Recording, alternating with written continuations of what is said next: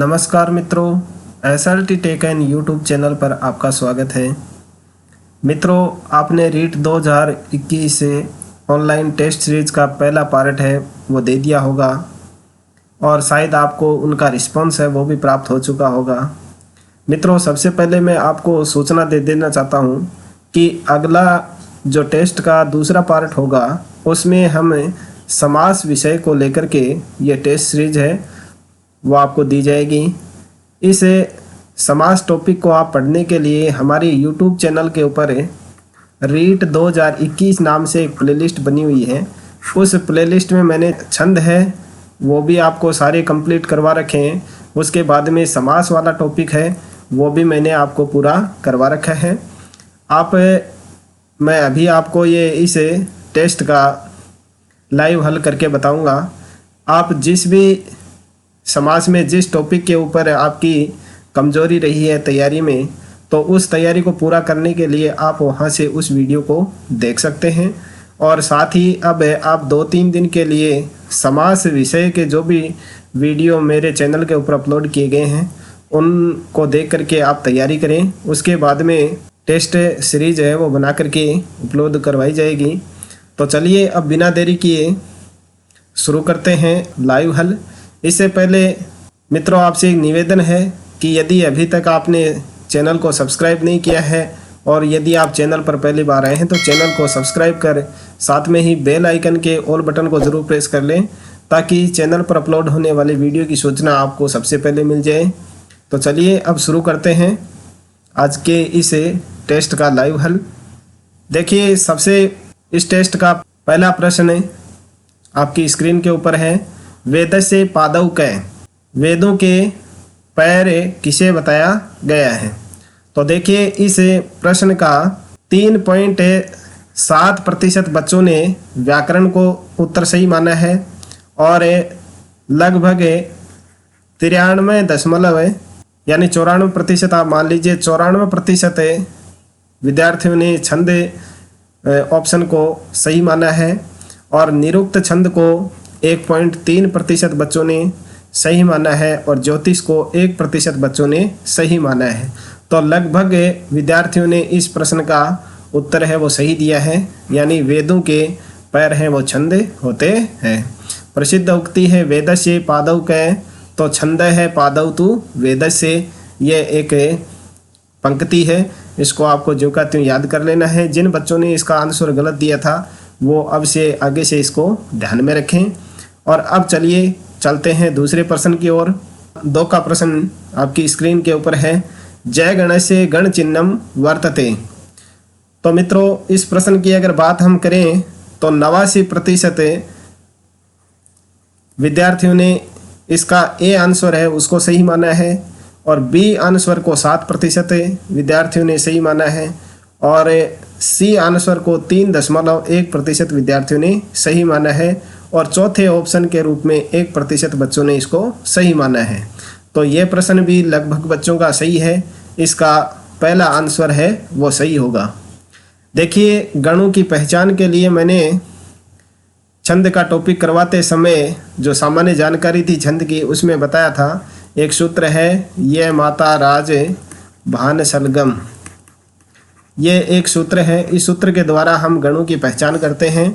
तो यहाँ जय गण है तो जय देखिए यहाँ से शुरू हो रहा है जय भान। जय गण के लिए आप जभान को याद रखिए, जय भान, तो यहाँ ये लघु, ये गुरु और ये लघु, तो जय गण के लिए ये होगा सही। और अब चलिए तीसरे प्रश्न की तरफ चलते हैं और ये रहा तीसरा प्रश्न आपकी स्क्रीन पर। यस्य छंदसः चतुर्षु चरणेषु अष्टवर्णाः भवन्ति स अस्ति। जिस छंद के चारों चरणों में 8 वर्ण होते हैं वह होता है, और ये सबसे ज़्यादा इस संस्कृत साहित्य में उपयुक्त किया जाता है और वो छंद होता है अनुष्टुप छंद। यानी अनुष्टुप छंद के प्रत्येक चरण में 8 वर्ण होते हैं। और इस प्रश्न की अगर हम बात करें तो 3.4% विद्यार्थियों ने मालिनी छंद को माना है सही और 4.9% विद्यार्थियों ने इंद्रवज्रा को सही किया है और 87.3% विद्यार्थियों ने इस अनुष्टुप ऑप्शन को सही माना है और 4.4% विद्यार्थियों ने आर्या छंद को माना है। तो ये प्रश्न है, इसका जवाब भी लगभग बच्चों ने सही दिया है, 87%। और अब चलिए चलते हैं चौथे प्रश्न की तरफ।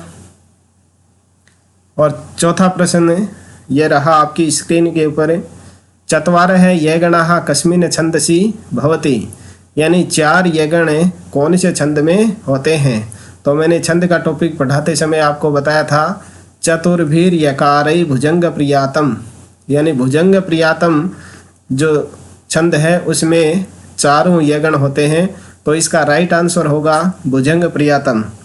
और इसमें भुजंग प्रियातम है वो 77.1% विद्यार्थियों ने सही आंसर दिया है। और 8.5% विद्यार्थी मालिनी को सही बताते हैं। और वंशस्थ छंद के रूप में 9.5% विद्यार्थियों ने सही उत्तर सही माना है। और आर्या छंद को 4.9% ने इसका आंसर बताया है।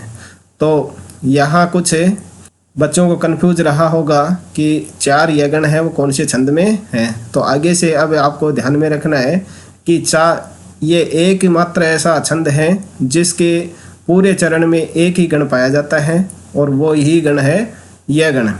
अब चलिए चलते हैं अगले प्रश्न की तरफ। अगला प्रश्न है, विसर्ग युक्त है वर्ण भवति, विसर्ग से युक्त वर्ण होता है। अगर किसी अक्षर के आगे विसर्ग लगा दिया जाए, जैसे ये क है तो ये लघु होगा या गुरु होगा। तो यानी संयुक्त अक्षर होते हैं वो गुरु माने जाते हैं। तो यहाँ जो विसर्ग से युक्त वर्ण होगा वो गुरु कहलाएगा। और इसका 10% विद्यार्थियों ने उत्तर दिया है लघु के रूप में, और गुरु के रूप में 67.2% विद्यार्थियों ने आंसर दिया है। किमपि नए ऑप्शन को चुनने वाले 4% 9 विद्यार्थी हैं। और उभयम के रूप में आंसर चुनने वाले 17.9% विद्यार्थी हैं।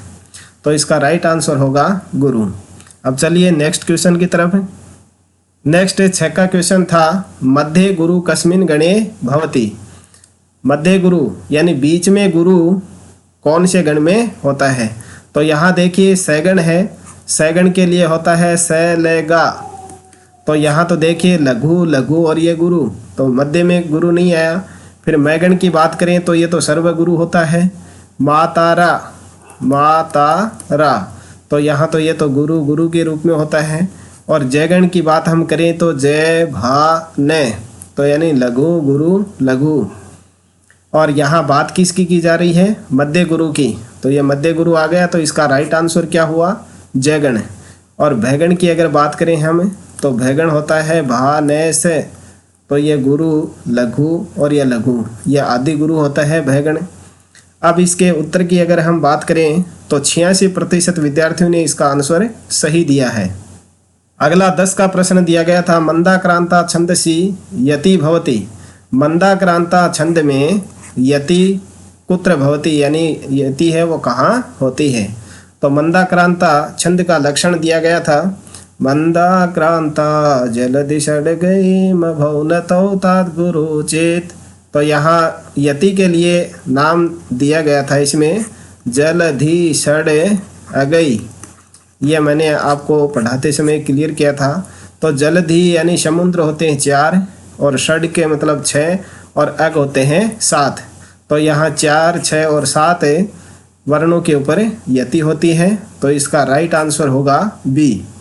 और इसका राइट आंसर देने वाले विद्यार्थी हैं 72%। अब बात करते हैं 8वें प्रश्न की। 8वें प्रश्न को लेकर के ज़्यादातर विद्यार्थी हैं वो कन्फ्यूज रहे हैं। युक इत्यस्य क अर्थ है, यानी युक का क्या अर्थ होता है। तो देखिए जो छंद होता है उस छंद में 4 चरण होते हैं। तो इसमें जो सम चरण होते हैं जैसे 2 और 4 हैं उनको तो कहा जाता है चरण का मतलब पाद है। तो यानी दूसरा और चौथा जो पाद होता है उसको सम्मिलित रूप से युक कहा जाता है, यानी इसको सम पाद मान लीजिए आप। और जो विषम पाद होते हैं 1 और 3 उनको कहा जाता है अयुक, यानी विषम पाद। तो यहाँ युक से पूछा गया है तो इसका राइट आंसर होगा सम। और इसका सही आंसर 32.2% विद्यार्थियों ने ही दिया है। ज़्यादातर विद्यार्थियों ने इसका सही उत्तर है वो वृतम को माना है। तो वृतम है वो तो छंद का ही दूसरा पर्यायवाची है, छंद को ही वृतम कहा जाता है। तो वृतम है वो 36.2% विद्यार्थियों ने वृतम आंसर दिया है और विषम आंसर है देने वाले विद्यार्थी हैं 14.6% और अर्धसम आंसर के रूप में चुनने वाले हैं 17% विद्यार्थी। तो ये प्रश्न है वो ज़्यादातर विद्यार्थियों को कंफ्यूज करने वाला था, तो आगे से आप इसका ध्यान रखें। अब देखिए 9वें प्रश्न। 9वां प्रश्न है सर्व गुरु कै भवति। अभी मैंने ऊपर बताया था सर्व गुरु है वो मैगण होता है, माता रा, गुरु गुरु गुरु, तो यानी इसका राइट आंसर होगा मैगण।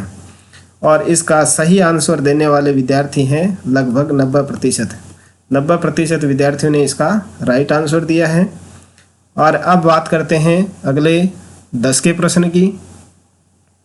10 का प्रश्न है दुरत विलंबितम छंदसी गणना नाम क्रम, ये गणा नाम था, गणा नाम क्रम अस्ति, यानी दुरत विलंबित जो छंद है उनमें गणों का क्या क्रम है।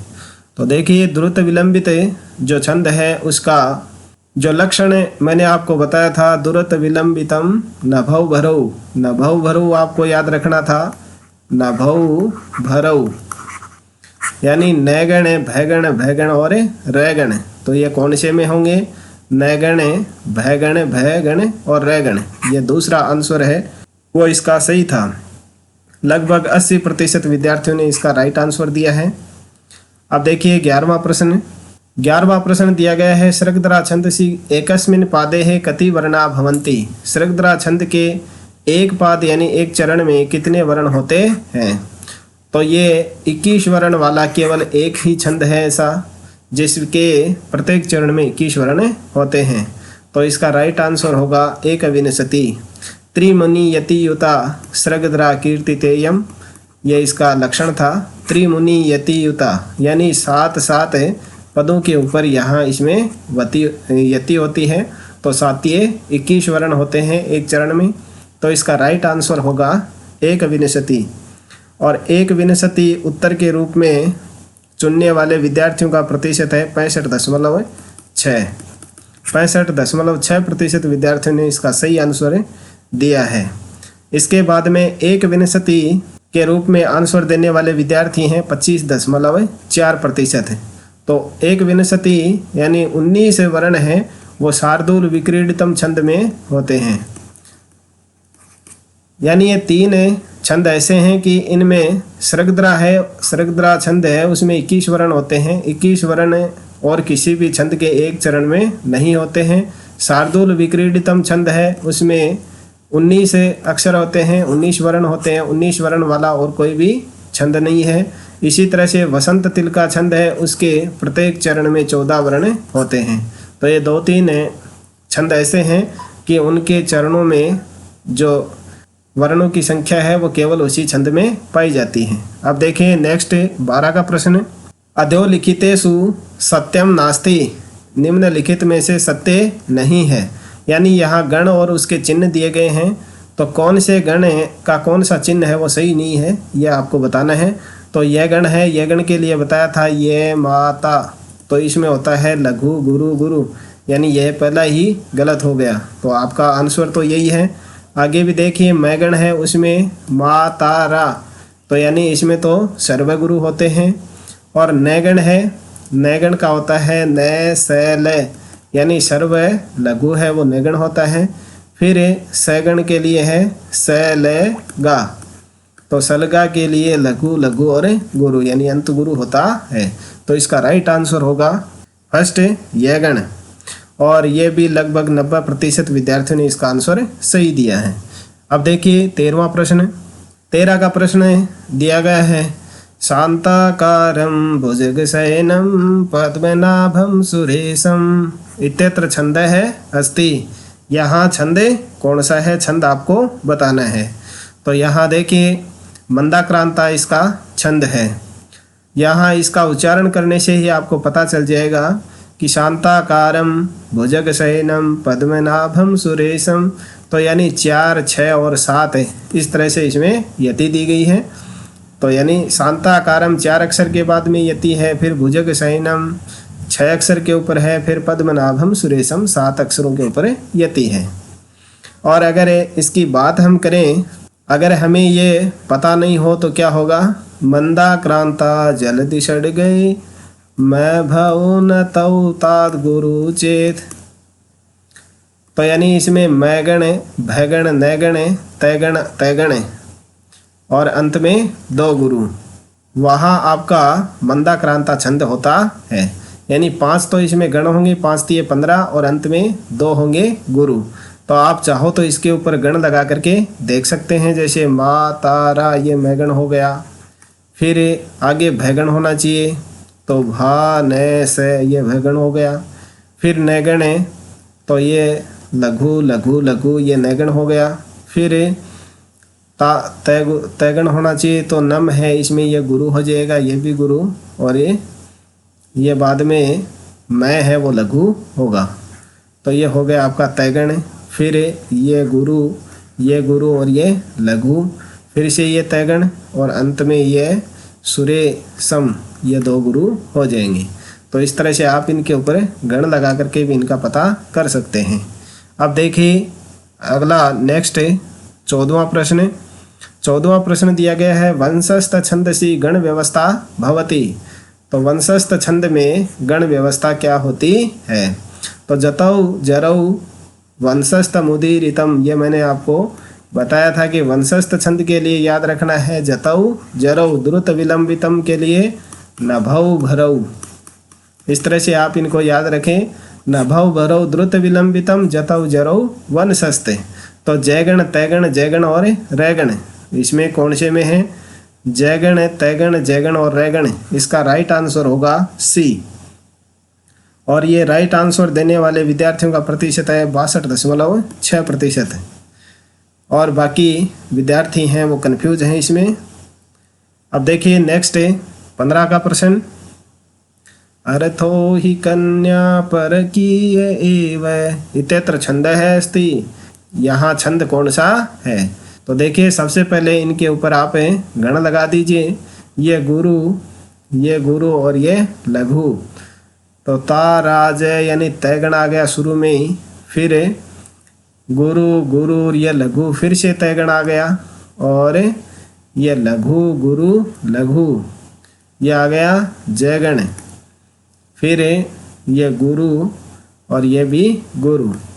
तो यानी ये जो होते हैं तैगण, तैगण और जयगण, ये इंद्र वज्रा में होते हैं। शादिंद्र वज्रा यदि तौ जे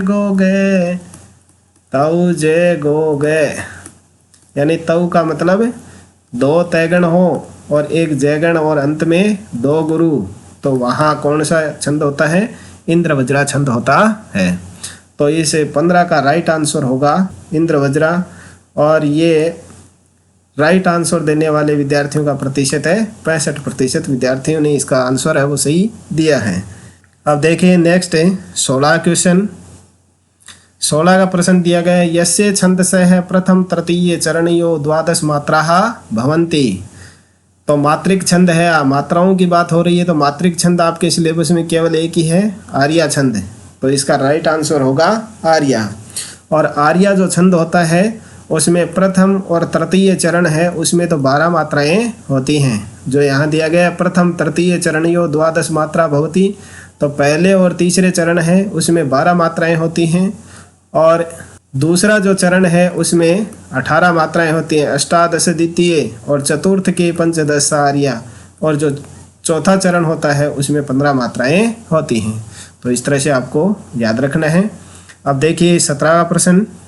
नन्मययुतेयं मालिनी भोगिलोकै इत्यत्र भोगी शब्देन काः संख्या सूच्यते। यानी यहाँ जो ये लक्षण दिया गया है इसमें भोगी लोकै, तो लोक हैं वो 7 होते हैं और भोग है 8 होते हैं।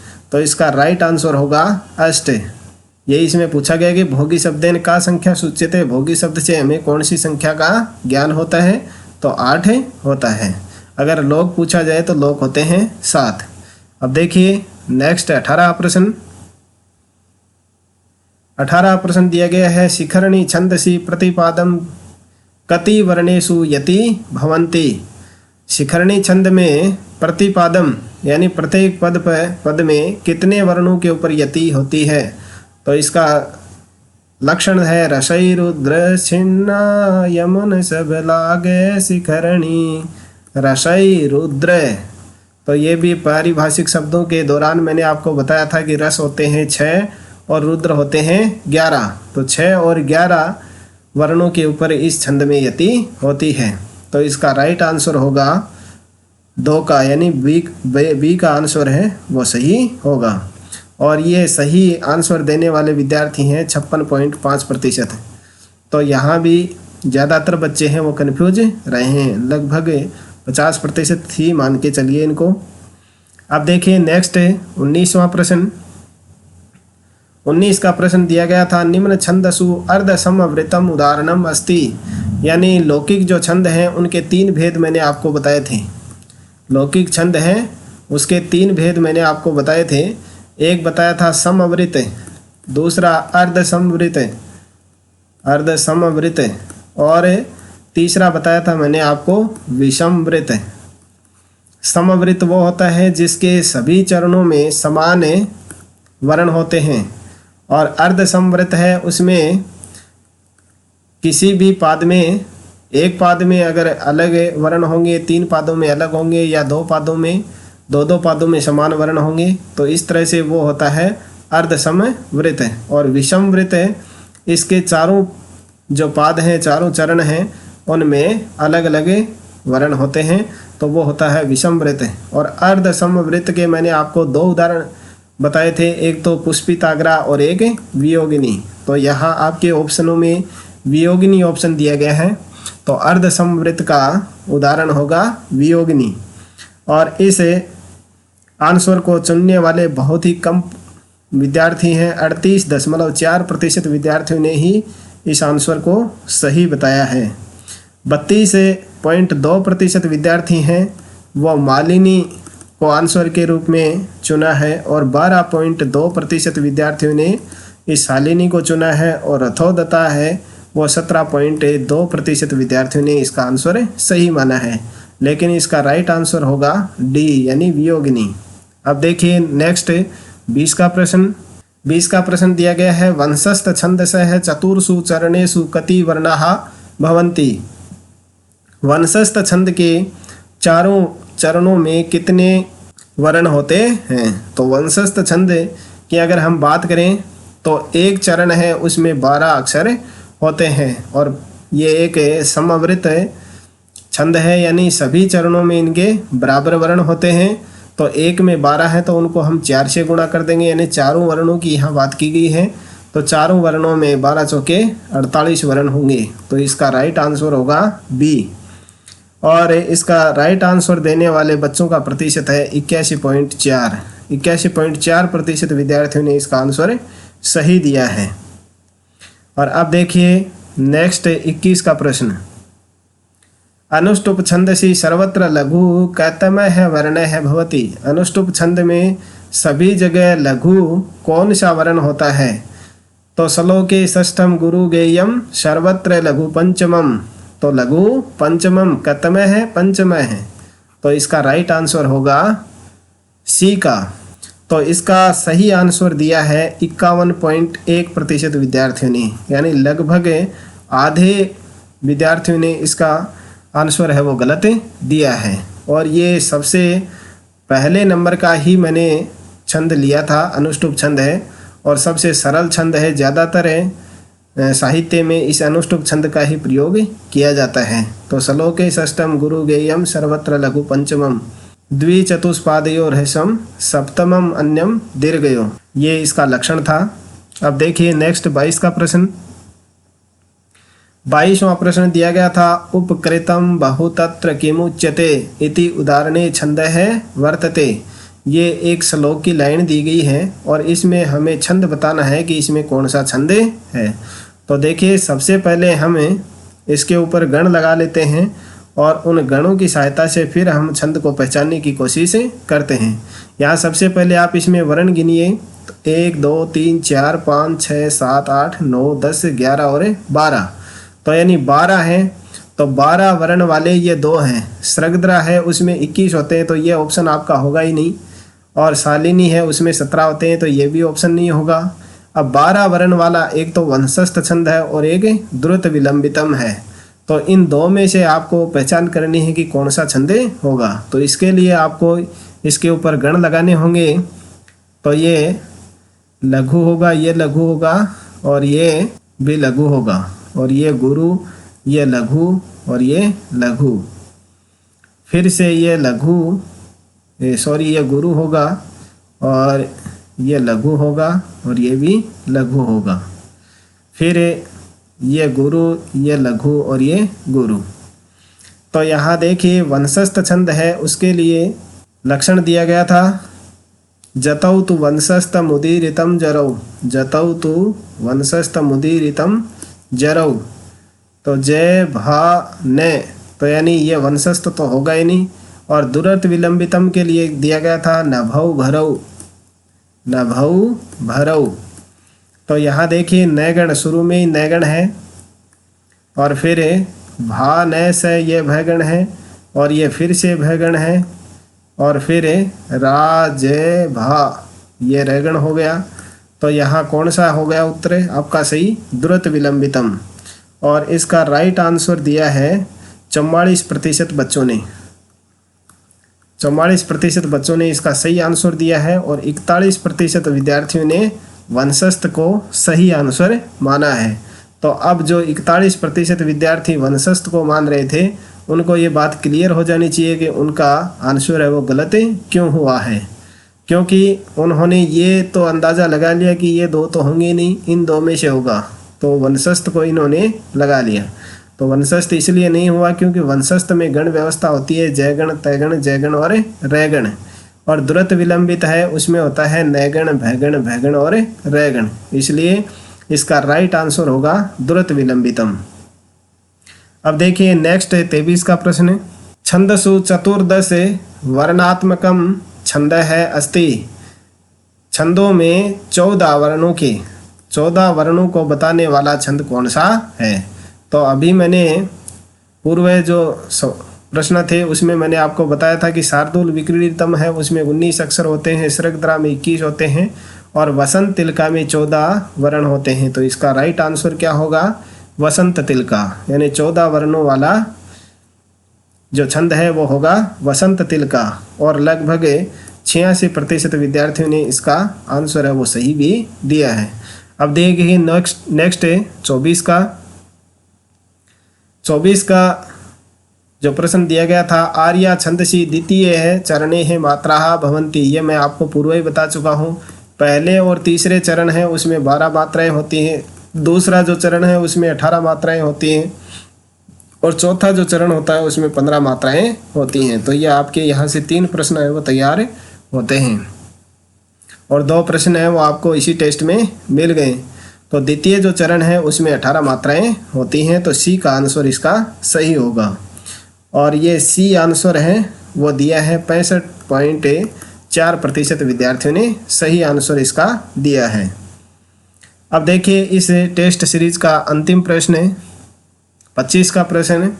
भानु सकृत युक्त तुरंग है एव उपयुक्त चरणे है छंद है विद्यते। यानी यहाँ आपको छंद बताना है कि इसमें कौन सा छंद है। तो यहाँ देखिए सबसे पहले तो हम इसमें अक्षरों की गिनती करते हैं। 1 2 3 4 5 6 7 8 9 10 और 11, यानी 11 वर्ण हैं।